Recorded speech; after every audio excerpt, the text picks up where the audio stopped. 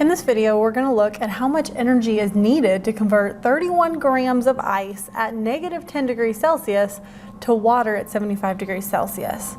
To begin with, let's sketch a very simple little curve here. We're turning it from ice to water. So we're starting out somewhere negative, turning it into water, and then we're reaching a higher degree.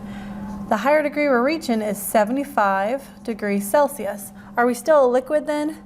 Yes, because it's water, and we know water, its boiling point is 100 degrees. So still liquid, still water, okay? Then we're going to start here at negative 10 degrees Celsius. Is that a solid? You better believe it, okay? If it weren't, kids everywhere that had to go for snow days would be like, oh, it's not snowing yet.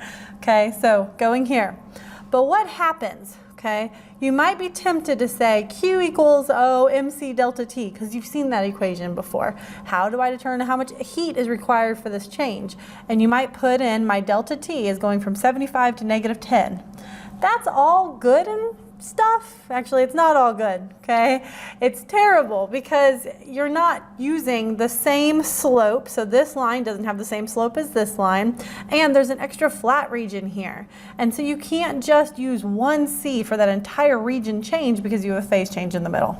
If you're going from like 5 degrees to 75 degrees Celsius, you could do that because you're only dealing with one phase of water and therefore one C value. But one C for here, a delta H for this one, and a different C for this one. You need to use all three of them, add together the enthalpy of each part, and then that's your total energy required to do this complete change. So anytime you take ice and you let it melt and you let it come to room temperature, guess what?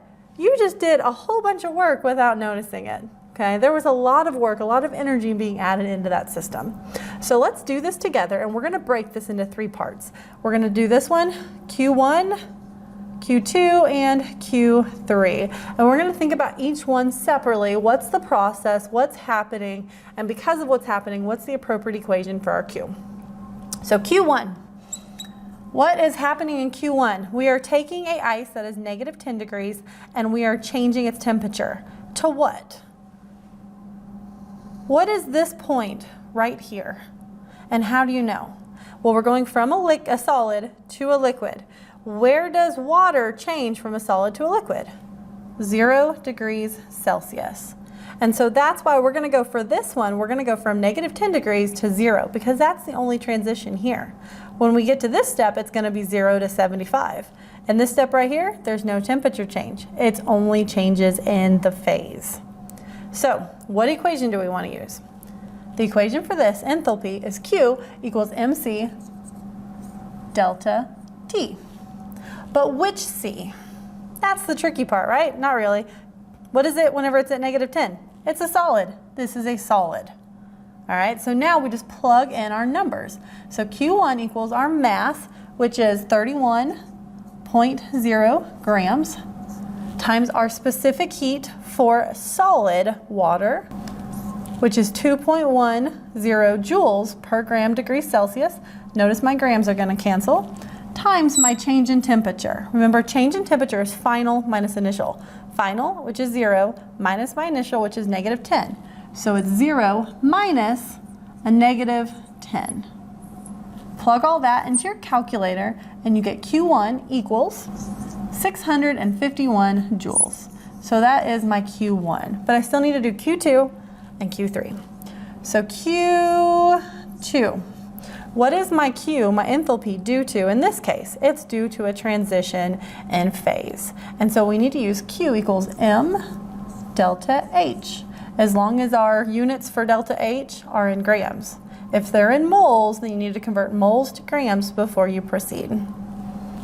So for this problem, we had 31 grams, same 31 grams we had before, times our delta H of fusion, okay, which was 333 joules per gram. Our grams are going to cancel, leaving us with joules, which is what we want. So this gives me a Q2 of 10,323 joules. I'm not fixing my sig figs at this point. I'll fix them at the end. Now, Q3. What is Q3 dependent upon? Q3 is dependent upon a temperature change. So we're going to use the same Q equation we used prior, except for now it's not the C for a solid, it's the C for the liquid. So we end up with Q3 is 31.0 grams times our specific heat for a liquid, which for water is 4.18 joules per gram degree Celsius. Final temperature is 75 degrees. Minus initial temperature, which is 0. Plug all that into your calculator, and you get 9,718.5 joules.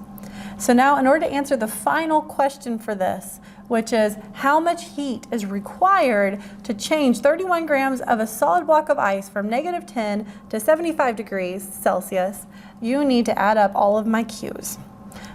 Now let's look at your unit. So we have some multiplying going on right here. So we've got some adding right here. And so your 10 degrees Celsius, if it was 10.0, you're going to still have 10.0 here. So that's 3 sig figs times 3 sig figs. So your final answer should have 3. So we're good here.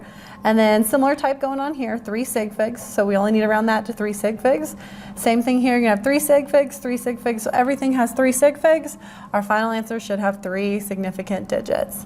So if we add those 3 values together, we have a Q total equal to 20,692.5 joules or 20.7 kilojoules.